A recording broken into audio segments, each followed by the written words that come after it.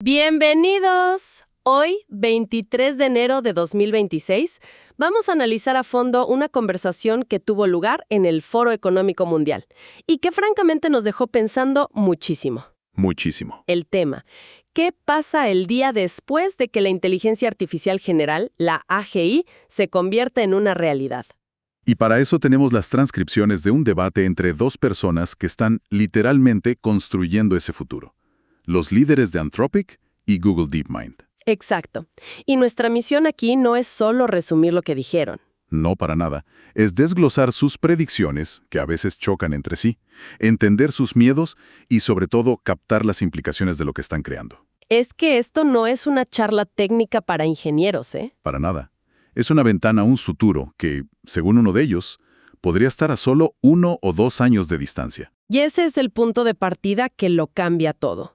El año pasado, Dalio Modei de Anthropic dijo que para 2026 o 2027 tendríamos una IA con la capacidad de un premio Nobel en múltiples campos. Bueno, ya estamos en 2026. La pregunta ya no es si llegará, sino cuándo. Y sus respuestas son fascinantes y aterradoras a partes iguales. Empecemos por ahí, la cuenta regresiva. Venga. De acuerdo. Vamos a desglosar esto porque hay dos visiones muy distintas sobre la mesa. Por un lado, está la visión de Amodei, que es vertiginosa. Sí. Habla de 1 o 2 años. Y la clave para él, el concepto que lo acelera todo, es lo que llama un bucle de automejora. Y este mecanismo es el corazón de su argumento.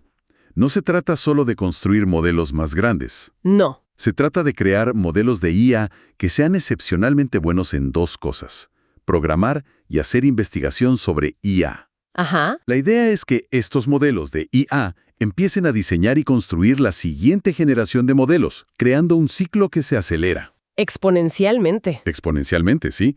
O sea, que la IA empieza a construirse a sí misma. En esencia. De hecho, Amodei cuenta algo que ya está pasando en su empresa. Sí, eso es increíble. Dice que algunos de sus mejores ingenieros ya no escriben código desde cero. Su trabajo ahora es más bien el de un editor o un director de orquesta. Guían y corrigen el código que genera la IA. Justo.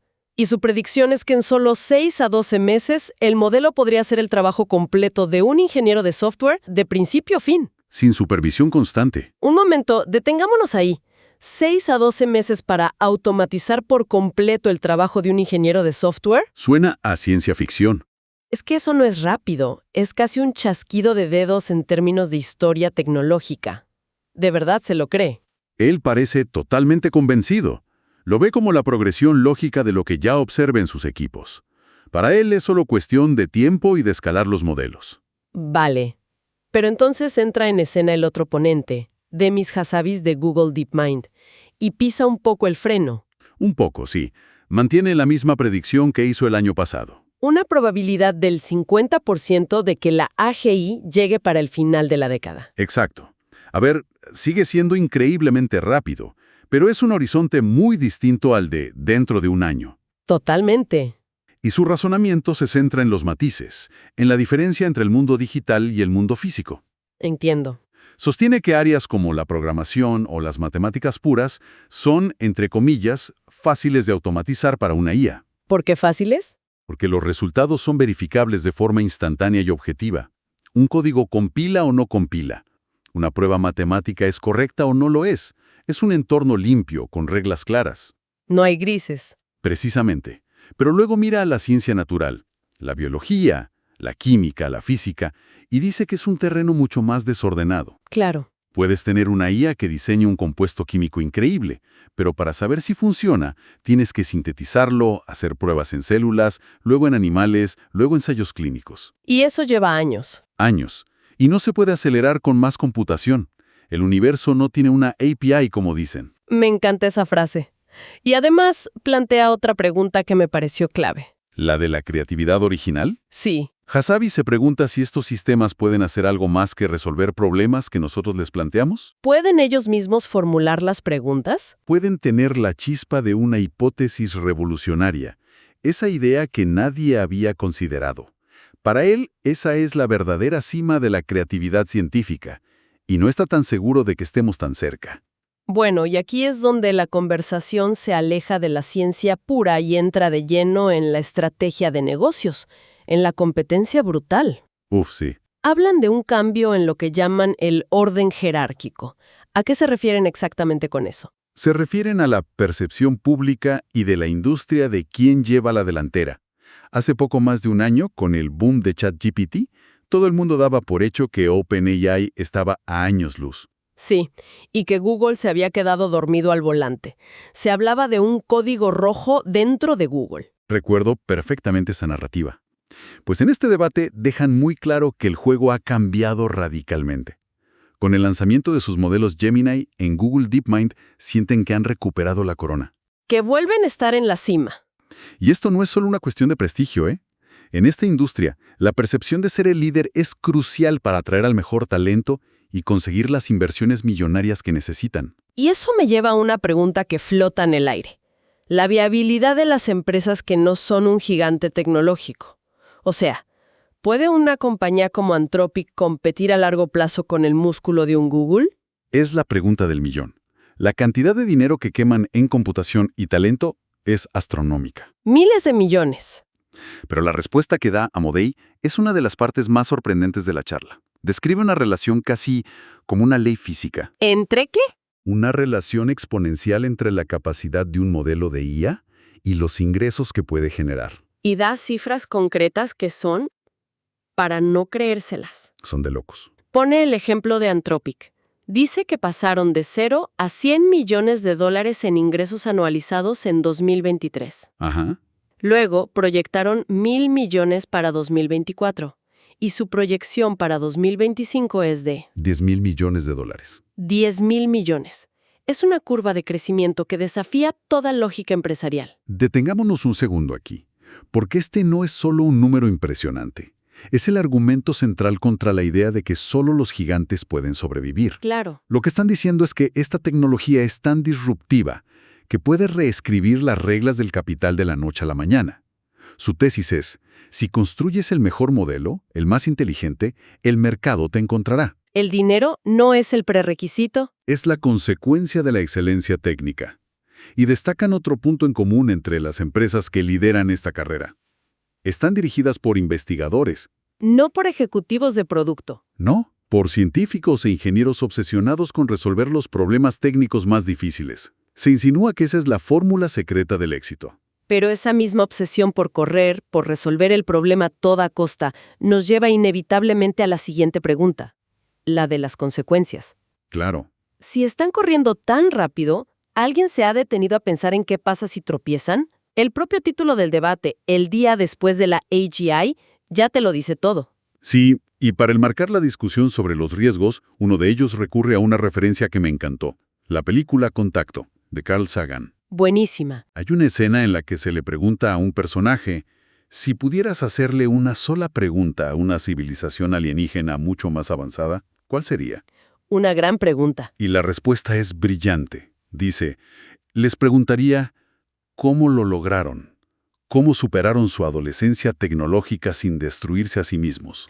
¡Wow! Y esa es la metáfora que usan para nuestro momento actual. Estamos en nuestra adolescencia tecnológica, con un poder inmenso en las manos, pero sin la madurez para manejarlo. Y los riesgos que enumeran son de una escala abrumadora. El primero que mencionan es el del control. El problema clásico del aprendiz de brujo. O sea, ¿cómo nos aseguramos de mantener el control de sistemas autónomos que son, por definición, más inteligentes que nosotras? Y luego pasan a los riesgos de mal uso, y lo dividen en dos. Primero, el mal uso por parte de individuos, y el ejemplo que ponen me heló la sangre, el bioterrorismo. La posibilidad de que una sola persona use una AGI para diseñar un patógeno devastador. Da miedo solo de pensarlo. Y el segundo tipo de mal uso es por parte de Estados-nación. La preocupación, obviamente, son los gobiernos autoritarios. Vigilancia masiva, represión, guerra, a una escala que hoy ni imaginamos. Y finalmente, el cuarto gran riesgo que analizan es el impacto económico. Aquí es donde la conversación sobre la pérdida de empleo se vuelve muy real. Y hay un debate intenso ahí. Sí, entre dos posturas. Por un lado, una predicción bastante radical, que la mitad de los trabajos de oficina de nivel inicial podrían desaparecer en los próximos 1 a 5 años. La mitad en 5 años. Eso es un tsunami social, no una transición. Es un ritmo brutal. Y añaden un dato de sus propias empresas. Ya están viendo una desaceleración en la contratación de personal junior. ¿Por qué? Porque los seniors equipados con herramientas de IA son mucho más productivos y pueden asumir más carga de trabajo. Pero también presentan la otra perspectiva, la del economista más tradicional, ¿no? Sí, la visión clásica de que no hay que entrar en pánico. Señalan que, hasta ahora, si miras los datos macroeconómicos, no se ve un impacto discernible en el empleo a gran escala. El argumento de siempre. El de siempre. La tecnología destruye empleos, pero crea otros nuevos y mejores. Su recomendación para la gente joven es clara. No luchen contra la herramienta, conviértanse en los mejores del mundo usándola. Pero la atención, el nudo del problema, está en la velocidad del cambio. El mercado laboral siempre se ha adaptado, sí, pero lo ha hecho a lo largo de décadas. Exacto. Aquí hablamos de una transformación que podría ocurrir en menos de una. La preocupación es que el crecimiento exponencial de la IA supere por completo nuestra capacidad de adaptación. Y más allá de lo puramente económico, que ya es un reto gigantesco, se atreven a plantear una pregunta casi filosófica. ¿Cuál? ¿Qué le pasará al sentido de propósito y significado humano si el trabajo, que ha sido el pilar de la identidad de tanta gente, desaparece o se transforma radicalmente? Nadie tiene una respuesta para eso. Y esa falta de respuestas nos lleva directamente al último gran tema, la geopolítica. Si esta tecnología es tan poderosa, la competencia entre países, sobre todo entre Estados Unidos y China, se vuelve el centro del tablero. Y la postura de los ponentes aquí es sorprendentemente directa. Es muy clara. Su sugerencia a los gobiernos occidentales es simple. Dejen de venderles a sus rivales geopolíticos los chips de IA más avanzados. Punto. ¿Así de tajante? Sí. Y para que se entienda la gravedad, usan una analogía potentísima. Dicen que venderle estos chips avanzados a China es como venderle tecnología de armas nucleares a Corea del Norte porque genera buenos beneficios para Boeing. ¡Wow, qué fuerte! El argumento es que esto va más allá de la economía. Totalmente. Es una cuestión de seguridad nacional de primer orden, pero chocan de frente con la política actual, ¿no? Sí, muestran una frustración palpable con la estrategia de la administración estadounidense. La describen como un intento de integrar a China en las cadenas de suministro de Estados Unidos, una idea que a ellos les parece ingenua y peligrosa. ¿Y qué proponen? Un enfoque diferente. La competencia debería ser feroz, sí, pero entre empresas y países aliados. Quieren evitar a toda costa que esto se convierta en una carrera armamentista global sin reglas. Porque en una carrera así, alguien acaba recortando en seguridad para ir más rápido. Exacto. Y eso conecta con la seguridad técnica de los modelos. No hablan de un robot asesino de película, sino de algo más sutil. El miedo real es que, en la prisa por ganar, todos corran sin barandillas de seguridad. Y ahí es donde entra el concepto de interpretabilidad mecanicista, que suena complicadísimo. Pero la idea es sencilla. Imagina que tienes una caja negra que siempre te da la respuesta correcta, pero no sabes por qué.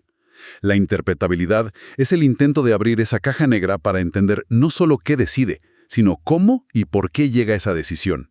Es fundamental para poder confiar en estos sistemas. ¿Último año ha aumentado su confianza en el potencial positivo de la IA o ha crecido su preocupación por los riesgos? Y la respuesta es que no es una cosa o la otra. Es que ambas han crecido en paralelo. ¡Claro! Dicen que la promesa y el peligro siempre han estado ahí. El objetivo que los impulsó a empezar era el potencial increíble.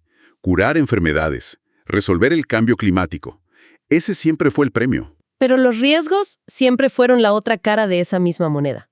A más poder, más potencial para el desastre. Exacto.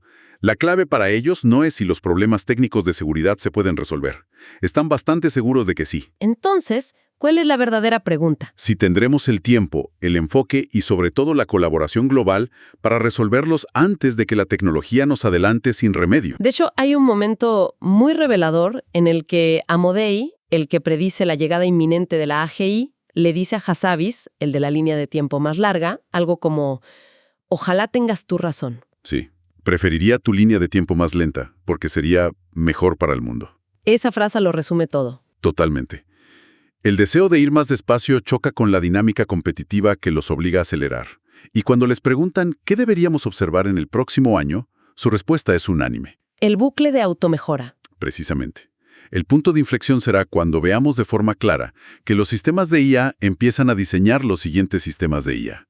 Si ese bucle se cierra, dicen que podríamos estar al borde de maravillas y una gran emergencia. Al mismo tiempo. Al mismo tiempo. Lo que nos deja con una idea final para reflexionar.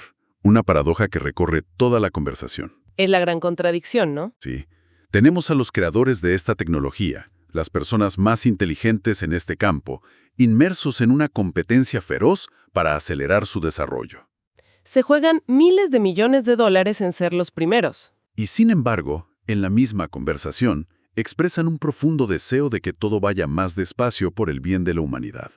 La pregunta que queda flotando en el aire ¿es posible que la misma naturaleza competitiva del sistema que impulsa esta innovación sea a la vez el mayor obstáculo para gestionarla de forma sabia y segura?